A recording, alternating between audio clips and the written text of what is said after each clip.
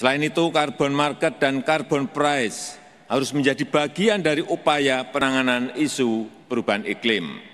Ekosistem ekonomi karbon yang transparan, berintegritas, inklusif, dan adil harus diciptakan.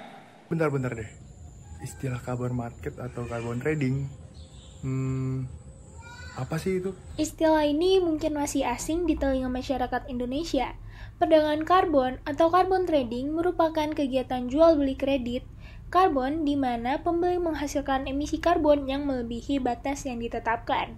Perdagangan emisi karbon telah menyumbang sebagian besar perdagangan emisi dunia. Jual beli ini dilakukan melalui suatu bentuk skim yang disepakati bersama secara standar internasional dan sebagai konsekuensinya negara penjual wajib mempertahankan dan menjaga kondisi hutannya secara berturut-turut yang berperan diantaranya negara pemilik hutan, negara-negara industri, dan senyawa karbon. Adanya carbon trading juga didukung dengan adanya protokol Kyoto yang merupakan dasar bagi negara-negara industri untuk mengurangi emisi gas rumah kaca. Gabungan mereka paling sedikit 5% dari tingkat emisi tahun 1990 menjelang periode 2008 hingga 2012. Dengan adanya carbon trading dapat memberikan kesempatan bagi Indonesia untuk bisa mengejar target penurunan emisi sebesar 26% di tahun 2020 dan 29% di tahun 2030.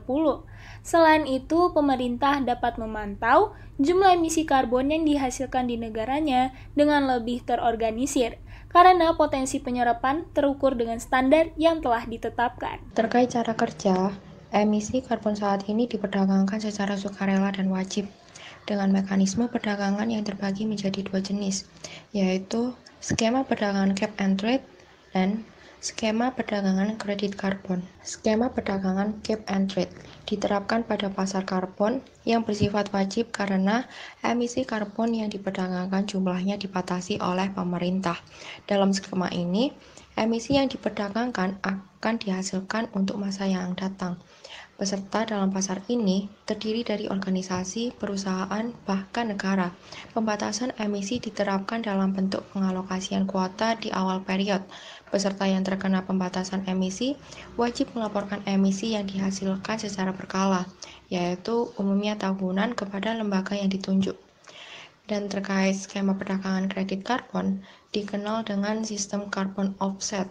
Tidak membutuhkan kuota di awal period, karena yang dijadikan komoditi adalah hasil sertifikasi penurunan emisi karbon akibat pelaksanaan proyek yang mereduksi emisi karbon. 1 unit kredit karbon biasanya setara dengan penurunan emisi 1 ton karbon dioksida. Adapun penerapan carbon trading ini memiliki kelebihan, seperti cukup efektif dalam menyelesaikan masalah lingkungan dengan memperdagangkan izin sulfur dioksida. Misalnya hal ini dianggap membantu membatasi kelebihan asam di Amerika Serikat. Jika skema pembatasan dan perdagangan dapat digabungkan secara global, hal ini dapat menjadi metode yang relatif bebas dari kesulitan dan lebih cepat untuk membantu dunia melakukan dekarbonisasi. Di samping kelebihan yang dimiliki oleh carbon trading, sudah pasti terdapat kekurangan. Kekurangan dari carbon trading itu sendiri yaitu yang pertama, sulitnya menciptakan pasar karbon dioksida. Perlunya promosi kelangkaan dan harus membatasi hak untuk mengeluarkan barang agar diperdagangkan. Dalam skema perdagangan karbon terbesar di dunia yaitu Uni Eropa Emission Trading System, campur tangan politik telah menciptakan adanya perizinan. Kemudian kekurangan carbon trading yang kedua yaitu izin yang sering diberikan secara gratis, sehingga menyebabkan jatuhnya harga serta pengurangan emisi tidak lagi menjadi efektif. Tidak hanya itu, terdapat izin penggantian kerugian yang diperoleh dari membayar pengurangan polusi di negara-negara miskin. Selanjutnya, kelompok kami juga memiliki saran agar masyarakat bisa turut andil di dalam menjalankan program carbon trading, yaitu dengan cara mendirikan proyek program perdagangan karbon oleh komunitas. Kegiatan tersebut sudah dilakukan oleh Koperasi Studio Makmur di Gunung Kidul, Daerah Istimewa Yogyakarta. Kelompok masyarakat sebanyak 254 kepala keluarga itu mengelola hutan negara seluas 115 hektar. Dengan perhitungan cadangan karbon yaitu sekitar 3.603 ton.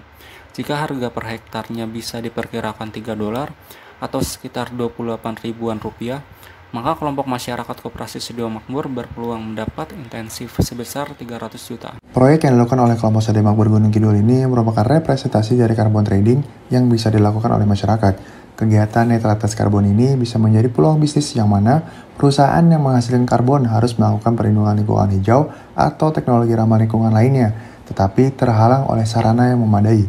Pemerintah perlu mengkaji lebih lanjut terkait peluang ini. Salah satu platform asal Amerika Serikat, yaitu KR Barewall, merupakan marketplace jual beli karbon secara global. Platform ini mewadai para pemilik hutan atau kebun yang memiliki indeks netral karbon untuk menghasilkan uang dengan menerbitkan kredit karbonnya yang akan dijual ke perusahaan. Bahkan penjual kredit karbon dapat membeli saham perusahaan terkait.